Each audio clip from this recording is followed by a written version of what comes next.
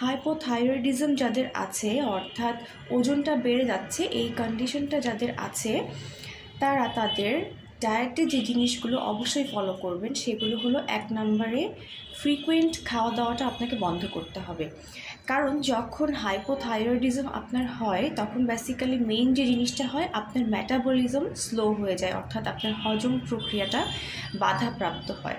সেক্ষেত্রে আপনি যদি 2 ঘন্টা পরে পরেই আসলে আপনার খাবারটা নেন, আপনার ইনসুলিন লেভেল অনেক হাই থাকে এবং আপনার ওজন আসলে বাড়তেই থাকবে, এখানে কমার কোনো সম্ভাবনা থাকবে না। সো আপনাকে যেটা করতে হবে, দিনে 3 থেকে 2টা মিলে চলে আসতে হবে এবং এর মাঝখানে ছোটোখাটো খাওয়া দাওয়া, স্ন্যাকিং এগুলো করা যাবে না।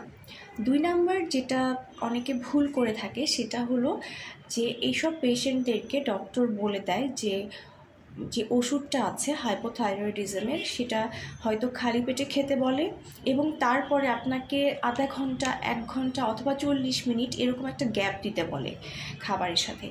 কিন্তু অনেকে যেটা ভুলটা করে সেটা হলো যে তারা ঠিকই মেডিসিনটা নিচ্ছে খালি পেটে, কিন্তু হয়তো ওই গ্যাপটা দিচ্ছে না, দেখা যাচ্ছে যে 10 মিনিট 20 মিনিট পরেই তারা তাদের খাবারটা খেয়ে ফেলছে।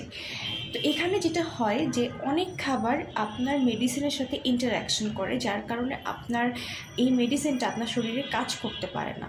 সো হাইপোথাইরয়েডিজম আসলে এমন একটা রোগ, আপনাকে সবসময় খুব মেনটেন করে চলতে হবে। তাই আপনি যদি দেখা যাচ্ছে যে মেডিসিনটা ঠিকমতো না নেন এবং ওই টাইম গ্যাপটা না দেন, সেক্ষেত্রে আপনার মেডিসিনটা এতটা কার্যকর হবে না। 4 নম্বরে যেটা, সেটা হচ্ছে যে প্রচলিত আছে যে ক্রুসিফেরাস যেসব ভেজিটেবলগুলো, যেমন ফুলকপি, পাতাকপি, ব্রোকলি, এই সবজিগুলো হাইপোথাইরয়েডিজম হলে খাওয়া যাবে না। এটা একদিক থেকে সত্যি, সেটা কি যে এই ভেজিটেবলগুলো কিন্তু আমরা কাঁচা খেতে পারি, সালাদ করে অনেকে খায়, অনেকে খুব পছন্দ করে। তো সেক্ষেত্রে যাদের হাইপোথাইরয়েডিজম আছে তারা যেন কাঁচা অবস্থায় এই সবজিগুলো কখনোই না খায়। তবে হ্যাঁ, অবশ্যই আপনি রান্না করে, সেদ্ধ করে, স্যুপ করে, যে কোনো ফর্মে, অর্থাৎ এটাকে আপনার রান্না করতে হবে, যে কোনো ফর্মে আপনি এটা মাঝে মাঝে খেতে পারবেন। লাস্ট যে জিনিসটা সেটা অবশ্যই আপনাকে মেনে চলতে হবে, সেটা হচ্ছে রিফাইন্ড তেল, যেটা সেটা অবশ্যই আপনাকে বাদ দিতে হবে, যেমন সয়াবিন অয়েল, সানফ্লাওয়ার অয়েল বা রাইস ব্র্যান অয়েল, এগুলো টিভিতে অ্যাড করা হয়ে থাকে যেগুলো খুব আপনার স্বাস্থ্যের জন্য ভালো, ফর্টিফাইড।